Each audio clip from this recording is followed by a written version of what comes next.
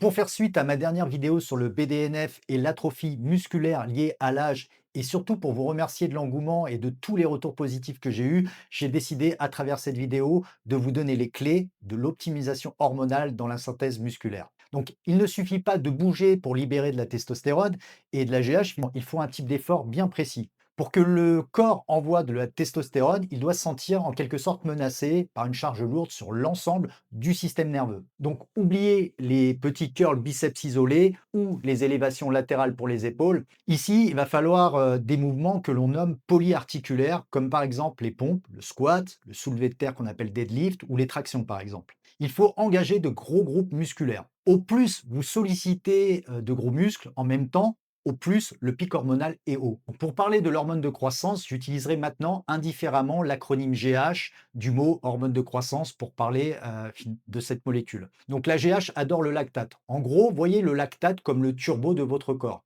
Quand vous roulez doucement, vous utilisez de l'oxygène, on parle d'aérobie, d'accord? Mais quand vous écrasez la pédale d'accélérateur, l'intensité monte et l'oxygène n'arrive plus assez vite pour fournir de l'énergie. Et c'est exactement là que le corps active le plan B, il crée du lactate. Ce n'est pas un déchet qui encrasse le moteur, c'est plutôt un supercarburant d'urgence qui vous permet de continuer à avancer à pleine vitesse, même quand l'oxygène finit par manquer. Donc sans lactate, vous vous arrêteriez en net au bout de 10 secondes d'effort intense. Vous sentez cette brûlure horrible dans les cuisses ou les épaules en fin de série? C'est l'augmentation des protons H+. Alors ne vous arrêtez pas à ce moment-là, c'est cette acidité qui sonne l'alarme pour libérer la GH. Donc faites des temps de repos relativement courts, moins d'une minute 30, pour garder ce stress métabolique. Afin de bien comprendre le mécanisme, imaginez que votre muscle est un immeuble. Quand vous entraînez intensément, on va dire sans repos, c'est comme si l'immeuble prenait feu. Et la brûlure, on va la comparer à la fumée, par exemple, qui sort des fenêtres. Donc le cerveau voit la fumée, il panique et il se dit, il faut sauver les meubles. Alors il envoie les pompiers. Et devinez quoi? Qui sont ces pompiers d'après vous? La fameuse hormone de croissance. Donc en conclusion, pas de fumée, pas de brûlure, et pas de pompiers, donc pas de GH. Et si vous arrêtez dès que ça commence à piquer, eh bien le cerveau ne voit pas assez de fumée, donc il n'envoie pas la GH tout simplement. Ensuite, si vous voulez bien, on va aborder le côté assiette ensemble. Donc le levier, ça va être finalement le gras, le cholestérol. C'est crucial. La molécule de testostérone est fabriquée à partir du cholestérol.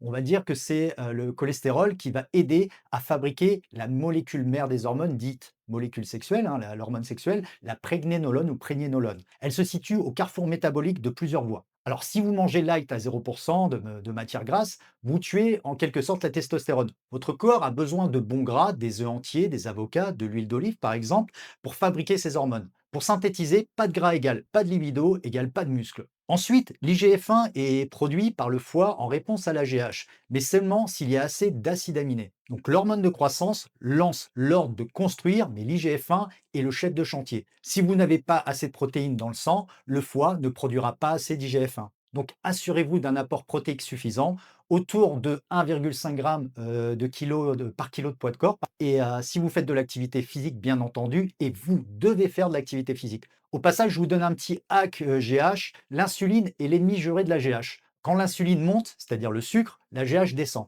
Donc évitez bien évidemment de manger très sucré juste avant l'entraînement ou juste avant de dormir. Le sucre, lui, coupe la production de GH, c'est radical. Maintenant, parlons de l'optimisation du sommeil qui est un point crucial. D'ailleurs, c'est même le point le plus négligé, mais c'est en réalité 70% du travail se fait là. La GH est dite pulsatile. Elle est libérée par gros pchit, surtout pendant le sommeil profond, on va dire au début de la nuit. Donc vous pouvez soulever des montagnes. Si vous dormez 5 heures par nuit, vous gâchez vraiment tout. La GH est une hormone de nuit. C'est pendant que vous dormez que votre pharmacie tourne à plein régime pour réparer la casse de votre séance précédente. En résumé, pour optimiser votre cocktail hormonal naturel, il va falloir soulever lourd sur des mouvements, comme on a dit, polyarticulaires, comme le squat, le deadlift, les pompes. Ensuite, on va chercher la brûlure et finalement des repos relativement courts pour stimuler la GH. Et on s'assurera de manger assez gras pour justement stimuler vos hormones et donner les briques de construction. Et enfin, pensez à dormir suffisamment, c'est là que la magie opère. Alors pas besoin de molécules ou de substances chimiques, votre corps est la machine la plus sophistiquée du monde si vous lui donnez le bon mode d'emploi. Pour finir, nous allons continuer notre challenge et si j'obtiens plus de 10 000 likes, je vous fais la dernière vidéo de cette trilogie sur la digestion et c'est une partie super intéressante. Comme d'habitude, pensez à liker à partager, à commenter. On essaye de répondre à tous vos commentaires. Merci encore pour votre soutien.